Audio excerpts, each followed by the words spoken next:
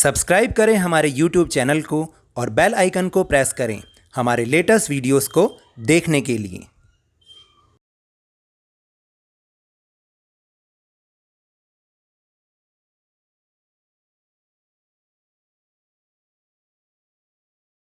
Hello and welcome to Lavneesh sir की class. This is today's worksheet number 17, and it is for class 10th students.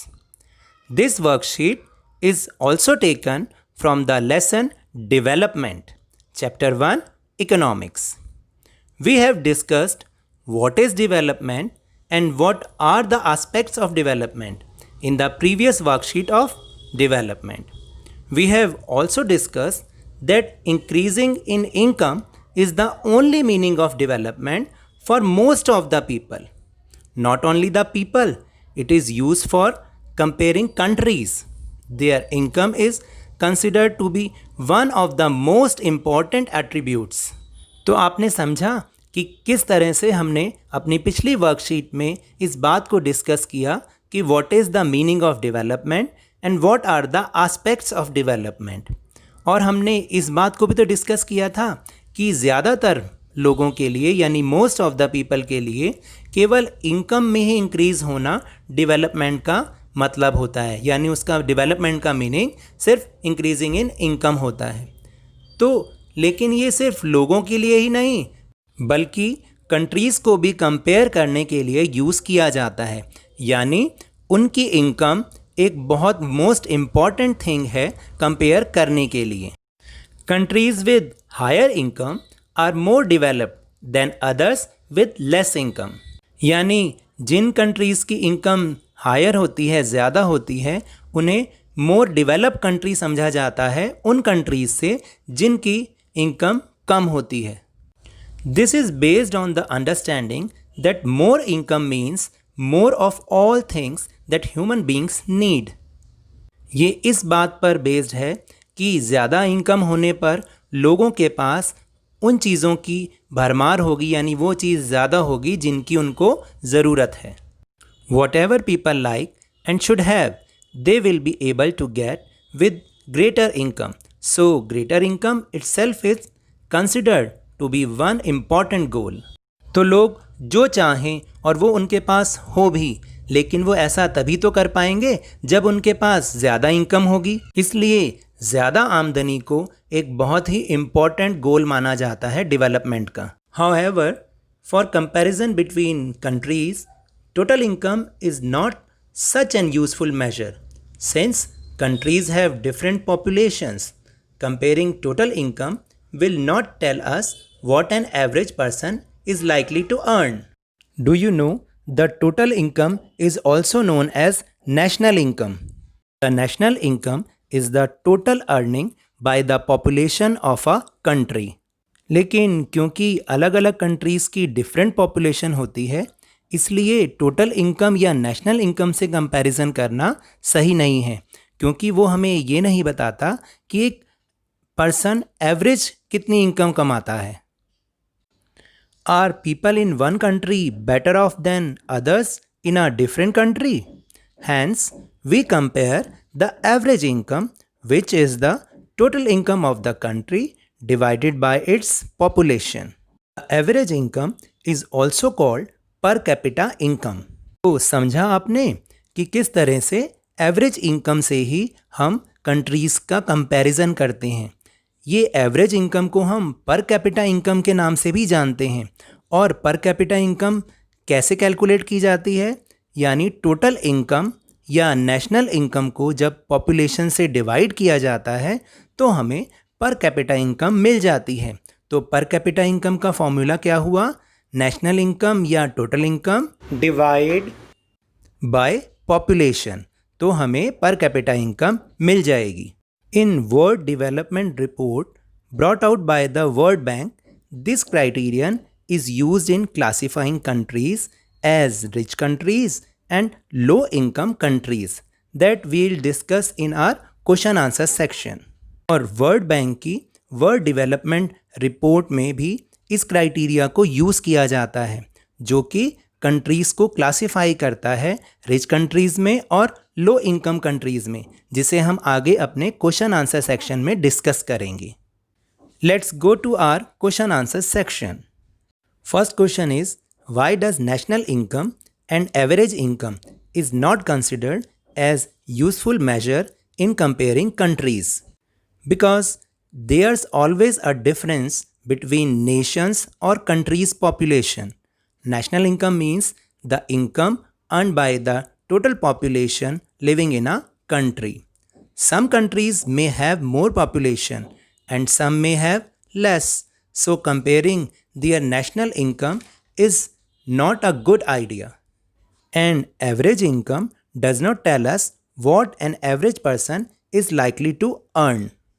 That is why national income and average income is not considered as useful measure in comparing countries. तो समझा आपने कि एक country की population जितना earning करती है उसका टोटल नेशनल इनकम होता है. क्योंकि सभी कंट्रीज़ की पॉपुलेशन डिफरेंट होती है, अलग अलग होती है, तो इसलिए नेशनल इनकम से कंपैरिजन करना सही नहीं है. और अगर हम कहें एवरेज इनकम के लिए, तो एवरेज इनकम भी हमें कई बार सही फैक्ट नहीं बता पाती. तो इसलिए ये दोनों ही मेजर्स यूज़फुल नहीं हैं कंट्रीज़ को कंपेयर करने में. Let's go to the question number 2. What is per capita income? How is it calculated? Per capita income is also known as average income. When we divide national income by population of the country, then we get per capita income. So the formula to calculate per capita income is per capita income is equal to national income or total income divided by population. Let's go to question number 3. What criteria are used by the World Bank to compare the development of countries in its report? In which income group does India locate? According to World Bank, the criteria of comparing countries is their per capita income. As per this report, World Bank has divided or segmented the countries all over the world in 3 categories.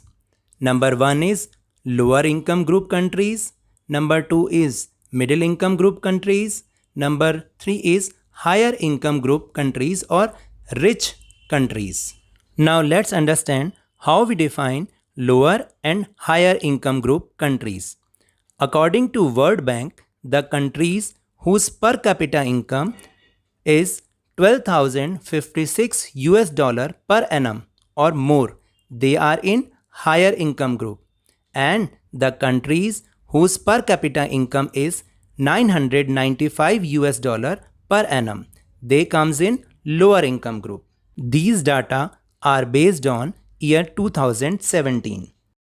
India comes under in middle income group as India's per capita income is in the year 2017 was $1,820 per annum. Now let's go to the question number 4.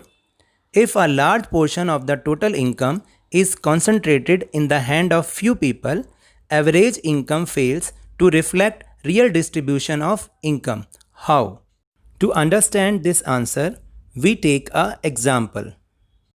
Let's suppose there is 2 countries, country A and country B, and both have equal population of 5 people. In country A, first person's per capita income is 9,500 rupees.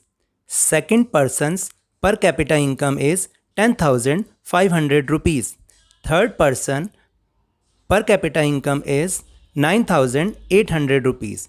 Fourth person's per capita income is 10,000 rupees.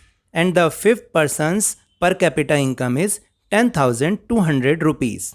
In country B, first person's per capita income is 500 rupees. Second person's per capita income is 500 rupees. Third person's per capita income is 500 rupees. Fourth person's per capita income is 500 rupees. And the fifth person's per capita income is 48,000 rupees. When we calculate average income, the total of the income of both countries is 50,000 rupees, and when we divide its population, we get 10,000 rupees as average income. This is correct in reference to country A, but it is not correct in reference to country B. Because in country A, all people are earning near about 10,000 rupees.